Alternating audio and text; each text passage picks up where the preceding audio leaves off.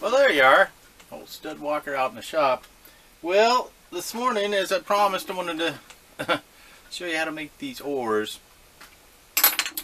You should be somewhere, if you watched my last video, you should have something like this. One thing I forgot to mention was that I drilled these out and tapped them with I used a 1032. That's what I usually use. Anyway, so I just tapped them out and put some threaded stuff in there. So, all right.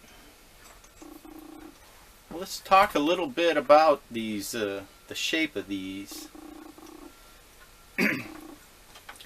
First thing you're going to want to do is get this length, which is basically set it up to there, and should go about halfway into this gear right here. This part that comes up from that is the throw of the crank, and this is where you get all the variability in your movement. The shorter it is, the less movement you'll get. The longer it is, the more movement you'll get. A lot of times more movement translates into more problems. You might have more problems with it running smoothly sometimes when you get these big long cranks on there. So anyway, the other thing you have to worry about is it's got to be able to clear down here. You can't have it longer than, otherwise it's going to start hitting the bottom of the boat. So you got to think about that too. This is got plenty of clearance on this one. The other thing is, see here, you don't want to get this bend too sharp in here, because then you'll have clearance problems. This is an arm. This will fit right over here like this. And so if you get it too skinny, you might have clearance problems once you put some wood around your arm. It has a tendency to, if it's going to hit anywhere, it's going to hit right in here. So what you want to do, I didn't do a very good job on this one because I made it a little too sharp. You want to put a little flat spot in there. You can see. Anyway, you want a little flat spot going across here like this, so you'll have some clearance for this arm when it gets in there. Like so. So anyway, that's one thing to think about. And I guess I got these arms. Looks to be, well, it's about 4 inches here. But let me show you, I'll bend one up and I'll show you how I bend it.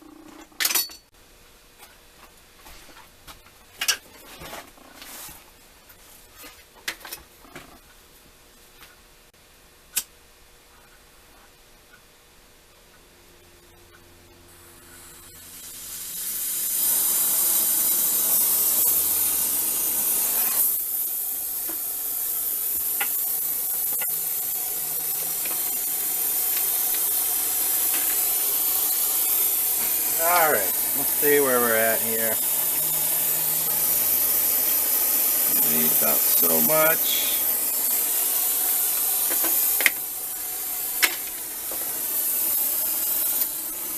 So,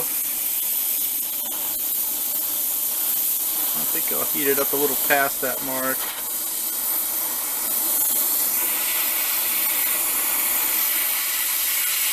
You can always cut off some. It's a little hard to add, so I want to get this just about 90 degrees. That looks pretty good.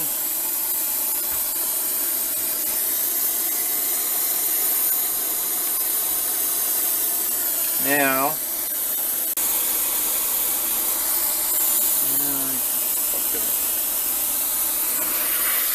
It's supposed to be making the crank on there. I screwed it up a little bit. Alright. It's supposed to be bending the crank here.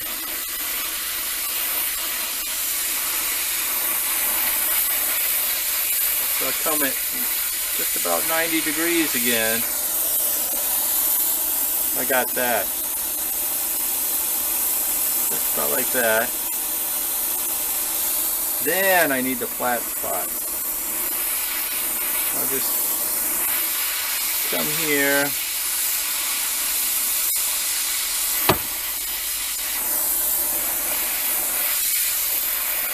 Make a little bend there. That's not too bad. Something about like that.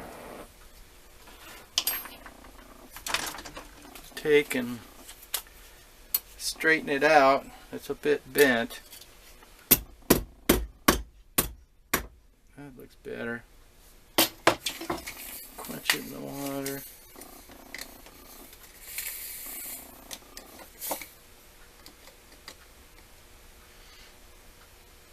So basically you should end up with something that looks something like that. I still got a bit of a bend in there. Make sure you get it all flattened out.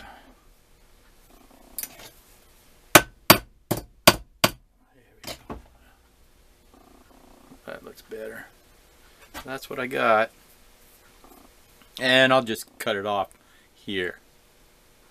Well, what you want to do next is take and cut a slot. Well, how far down did I go? Looks like I went about 3/4 of an inch down. Then I drilled a couple 1/16 inch holes in there. Like that. I used the hacksaw. It's pretty thin. You might have better tools than I have, but I thought the hacksaw I had a little more control over. So anyway, stick this in here like so.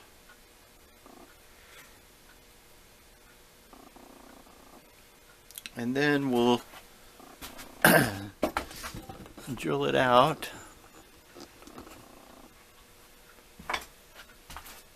Just one hole. We'll drill right through the sheet metal.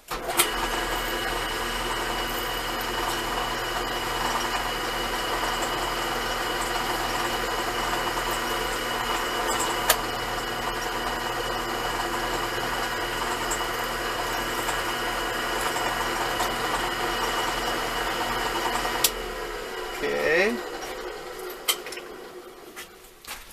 Now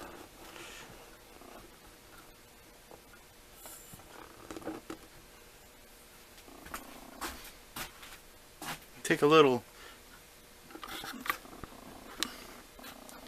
1/16 inch rod, put that in there, hopefully.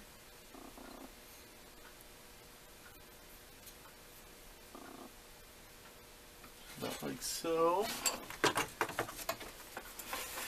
And then just clip off a little bit. If you get it too long, don't worry, all the excess will come off when you start pounding on it.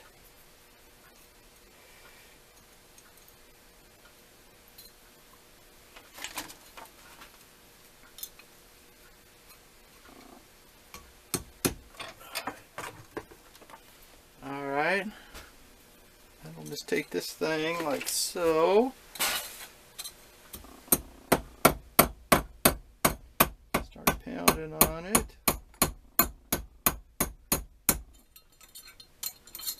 Turn it over.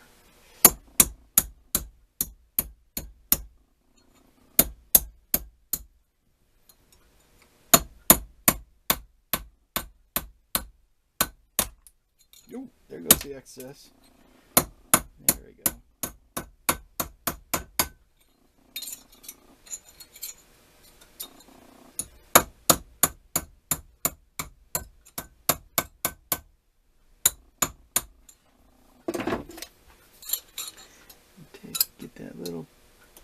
excess off of there. So you should end up with something like that. I just pounded it in there. So that's pretty much for the oars. One thing, I had a little problem. I think that Home Depot paint is pretty cheap. So what I ended up doing, I couldn't get it to dry very hard. It always seemed soft even when I was really conservative about how much I put on there. So I sprayed some red paint in a can, and then I added some couple drops of hardener that I had laying around. It's just medium hardener. Anyway, I added a couple drops of hardener with my paint, and that seemed to make a world of difference. So you might try that. You might have better paint than I have. I'm not a fan of the Home Depot paint. It's not too good. Alright. So we got the oars done. Well, that's about it for the oars. I just want to say again about this, the length of this crank is key. If you want your rower to really lean back far, which I think that's the look that looks most realistic when you get them leaning back really far, you're going to need a pretty substantial crank on here. So it might take a little experimenting around before you get the right length on there.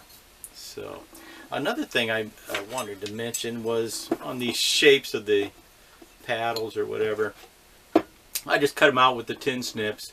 And I tried sanding them and grinding them to shape, but I didn't like that. I think just holding a file and you can shape it pretty well just that way.